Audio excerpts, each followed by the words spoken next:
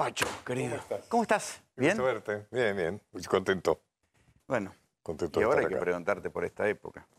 Vos que sabés tanto de historia y has visto tanto, ¿a qué se parece esto? Claro, yo no puedo opinar desde el punto de vista económico porque soy muy chambón por eso. Ah, Y bueno. político has tenido acá.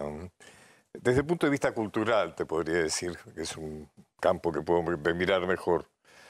Y yo te diría que se parece a los peores momentos de la cultura. O sea, no hay censura, pero es como si la hubiera. Pensá, o sea, no hay censura en el libro, pero la Cámara Argentina del Libro ha demostrado que en los últimos 2 años se imprimieron 25 millones menos de libros. 25 millones. 25 millones, no de títulos, sino de libros. Se imprimían 45 millones. ¿Y eso no se fue al libro electrónico?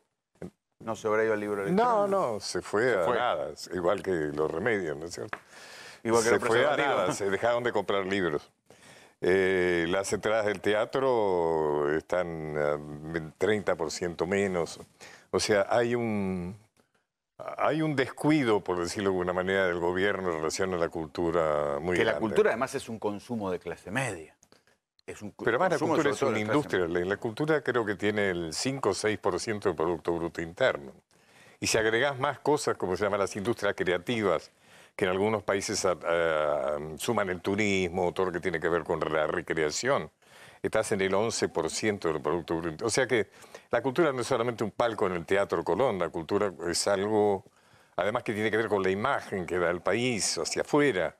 Fíjate vos cómo Francia ha superado momentos muy críticos, inclusive España, ofreciendo la imagen de sus filósofos, de su cine. Yo creo que el gobierno considera que el mundo del arte y la cultura le es hostil.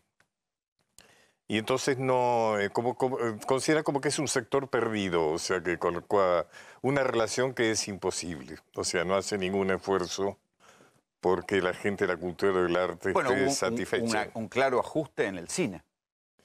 En todos lados, o sea, se suprimieron programas realmente importantes, o sea... Bueno, habido... por aquello de que estaban los intelectuales comprometidos con el kirchnerismo y todo esto. Bueno, Ellos pero lo veían ¿cómo no así. van a estar comprometidos con el kirchnerismo? O sea, si realmente la diferencia entre lo que pasaba con los actores y las actrices, porque el kirchnerismo, por ejemplo, el kirchnerismo les dio SAGAI. SAGAI es la posibilidad de cobrar Derechos. cada vez que aparece la imagen. O sea, el kirchnerismo tuvo muy en cuenta las necesidades de la gente del teatro y del cine. De pronto pasan cosas buenas. Por ejemplo, en estos días a mí me gusta mucho el arte precolombino argentino. Me parece que forma parte de la necesidad de reivindicar nuestro ADN. O sea, que no es cierto que descendemos de los barcos, descendemos de los originarios, más allá de que algunos tengamos ascendencia europea. Y curiosamente, al mismo tiempo se han producido dos grandes donaciones en el Museo de Bellas Artes, el Museo Histórico Nacional, de dos grandes colecciones de arte precolombino. Pero eso sucede por fuera del deseo del gobierno, no tiene nada que ver. Sí, van digamos. por otro Van por carril. donaciones privadas, ¿no es cierto?, por la cuestión de las sociedades de amigos y demás, ¿no? Muchos dicen que se está gestando un momento que tiene muchas cosas parecidas al 89. Vos en aquel momento eras funcionario, estabas en la política. ¿Qué ves de parecido? ¿Cuál es el parecido? Y a que hay una tasa de interés creciente, una posibilidad de que si se espiraliza la inflación se convierte en hiperinflación, el riesgo de un plan Bonex como después... No, sí. Yo te decía que de economía no entiendo mucho. No, pero sí de climas sociales, por eso. Pero evidentemente las cosas están mal, ¿no es cierto? Lo que acaban de mostrar de las cifras de los preservativos, por ejemplo. Eso significa, porque a veces uno no tiene en cuenta cuáles son las consecuencias. Eso significa muchos embarazos no deseados y todo el problema que traen los embarazos no deseados, el tema del aborto o de tener hijos no deseados. Y es un retroceso sanitario. Por ejemplo, cuando se habla de la pobreza, muchas veces no se puede pasar de la idea del espanto o de dolor ante la pobreza, ¿no? La idea de humillación o de compromiso. Pero la cosa va mucho más allá de eso. O sea, la miseria, la pobreza del 40%, porque el 30% es de adultos, 40% de chicos, significa que vamos a tener en el futuro casi la mitad de ciudadanos discapacitados. Porque los chicos que no comen proteínas hoy van a ser ciudadanos en el futuro con las capacidades cognitivas, Atrofiadas, intelectuales menguadas. O sea, gente que no va a poder estudiar como si estuviera, que no va a poder aprender, que no va a poder comunicarse. O sea, ojo, el tema de la pobreza y la miseria no es solamente un hecho humanitario, tiene unas consecuencias extraordinarias, muy dramáticas. Sí, muy dramáticas. En el pueblo, claro, sí, en sí. el pueblo futuro. Las consecuencias, es claro. Una cosa que se dice a menudo en este gobierno es que vienen a corregir 70 años de decadencia. Claro. ¿Vos qué pensás? Porque es divertido. Bueno, Eso de jugar las fechas, eso de jugar con las fechas es una triquiñuela, ¿no? 70 años es el peronismo. Por eso. ¿No? O sea, como decir, vino el peronismo y se acabó frenó todo. el crecimiento y el gran destino de la Claro. Argentina. Te doy otra fecha interesante, por ejemplo, la fecha del centenario. Viste que la derecha, los sectores más hablan del centenario como el paraíso perdido. En el centenario estábamos terceros en no sé en qué. La quinta economía mundial. Ganábamos a Francia, Estados Unidos quedaba totalmente aplastada ante nosotros.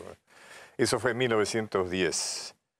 Y nada es el escape que se empezó a votar en 1912.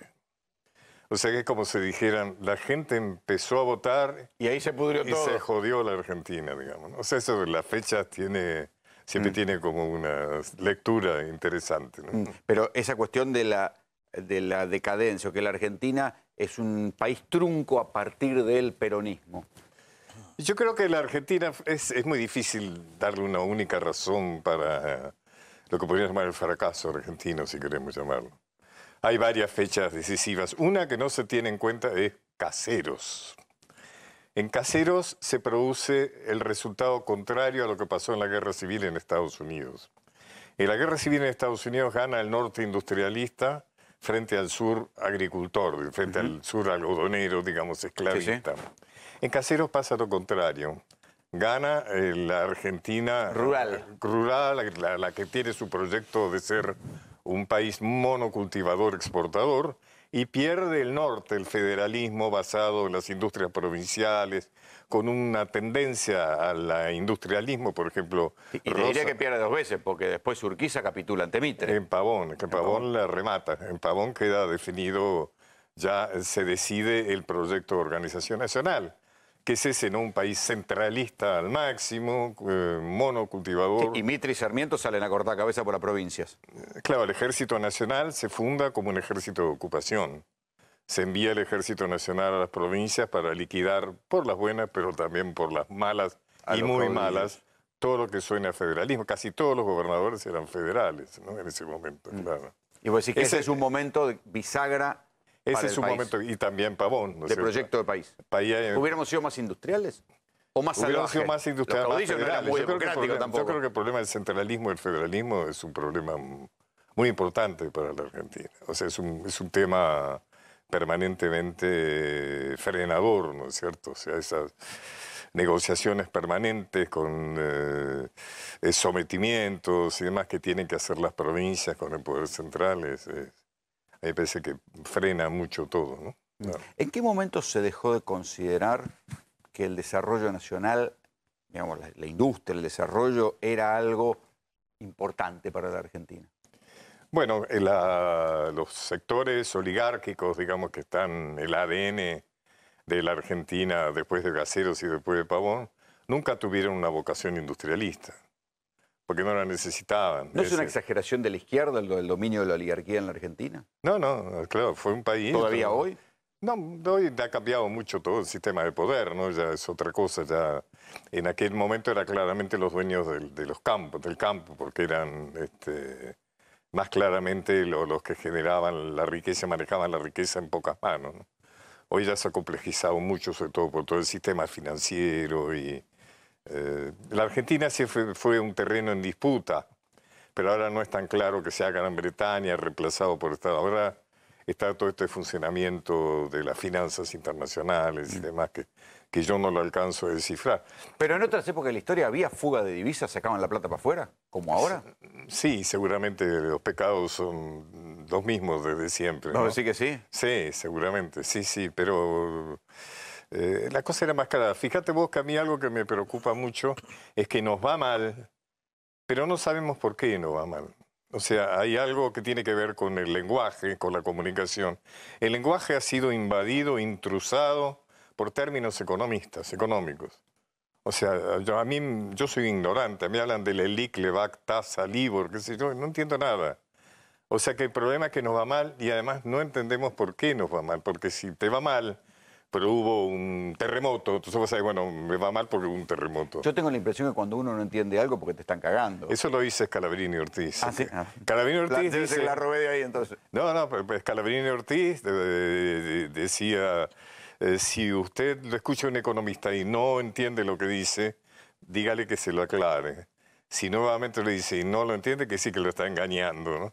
Hay algo de eso, ¿no? A mí me fastidia un poco ese pulular de economistas en los medios que hablan. Además siempre hablan con cara de yo me salvé, yo estoy salvado. No tienen problema en la vida. Yo estoy salvado. Sí, Fernando. ¿Cómo le va, Pacho? ¿Qué tal? ¿Cómo va? ¿Qué tal? Igualmente es llamativo, ¿no? Porque se tiran datos, como bien dice usted. La verdad, con esto de los 80 años, 70 años, me puse a mirar un poco. Y los datos del índice del IPC empiezan en el 43, juntamente cuando termina la década infame. No sé si va primero Ramírez o Farrell, uno de los dos, que era donde estaba Perón en la Secretaría de Trabajo y Previsión. Ahora, Perón tiene el promedio de los 10 años que está, 19% de inflación, con picos del 38, no llegó al 40. ¿Sabe con cuánto se va los últimos 2 años? ¿Con cuánto? 4 y 3,8. Sí, claro. Porque él se dio cuenta que era un problema la inflación y lo resolvió en su propio gobierno, cosa que no hizo el kirchnerismo. El kirchnerismo hizo otro tipo de jugada. Pero Perón resuelve el tema de la inflación dentro de su propio gobierno, decir que lo tienen que haber echado por otra cosa, no por el tema de la inflación. Ahora, lo que me gustó mucho que el otro día, escuchando el programa donde hace el cuento del tío, habló de alguna manera, terminó hablando como de un síndrome de Moctezuma. Cómo los mexicanos, que eran millones de personas organizadas, se fuman a los españoles pensando que eran dioses. Claro. Un puñado de tipos termina destrozando un imperio. Y conto de, no sé, no dijo el nombre de qué indios hicieron otra cosa, que al primero que vieron lo mataron y vieron si se pudría, a ver si era un dios o no era, y tuvieron otra política, que no sé si serán los uruguayos, los charrúas o alguno de esos que... Bien, sigue el síndrome de Moctezuma. ¿Creen que pensamos que son dioses que nos van a traer plata, que nos van a salvar? Pedimos plata y después nos podemos pagar. Y en 3 años se genera una dependencia nuevamente de los europeos, que es de los europeos del imperio, ¿no? Si vamos a los aspectos culturales, cuasi psicológicos, en el ADN argentino está justamente, estamos enhebrando lo que hemos estado hablando.